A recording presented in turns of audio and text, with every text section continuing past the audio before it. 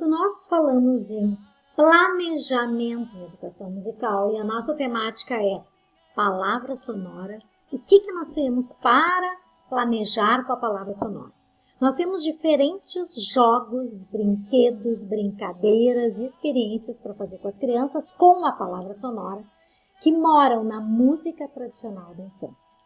Nesse quadro abaixo vocês podem ir clicando, vocês vão ver parlendas, vocês vão ver brincos, que são esses primeiro movimento de vinculação da criança com a gente.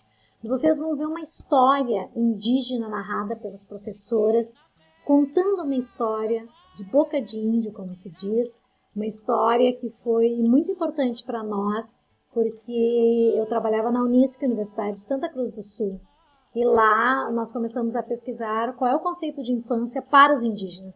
E eles nos pediram para escrever um livro, que eles queriam escrever um livro para que os filhos deles conhecessem as histórias deles, desses povos originários, dos primeiros povos que habitaram aqui no nosso estado, no nosso país, no nosso Brasil.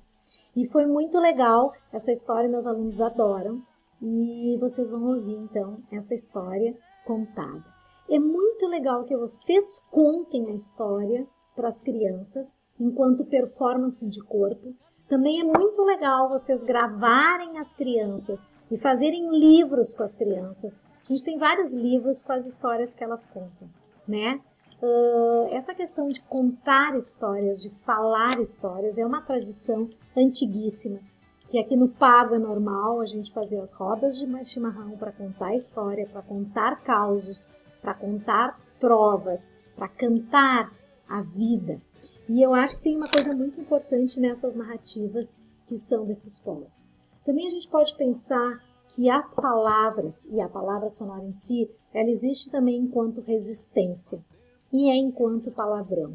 Na escola a criança usa o palavrão como uma resistência, afrontando a nossa ordem adulta, afrontando que ele não está afim ou querendo nos comunicar alguma coisa. A palavra resistência pode ser na forma de canção, caminhando.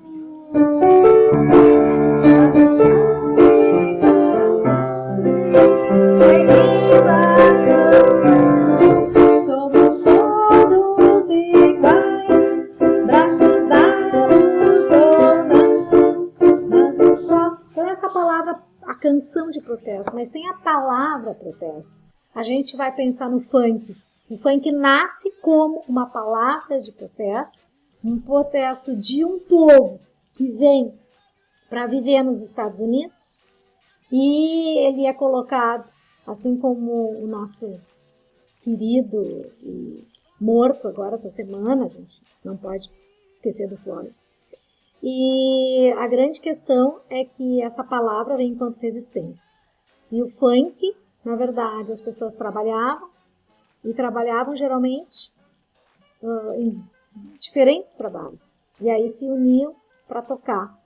E com o funk, não o funk bagaceiro, esse que vocês conhecem, mas um funk que é um funk, como o Tim Maia faz no Brasil. É um funk que vai falar da exclusão social. Né? Manuel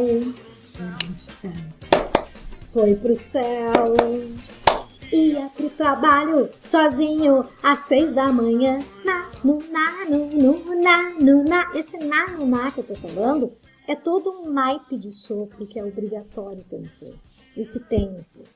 Mas que o funk que a gente conhece é um funk que é um funk libidinoso, que é um funk, como toda a palavra de resistência, ela entra num viés que a governança, o colonialismo, a não democracia, transforma logo essas palavras em outra coisa.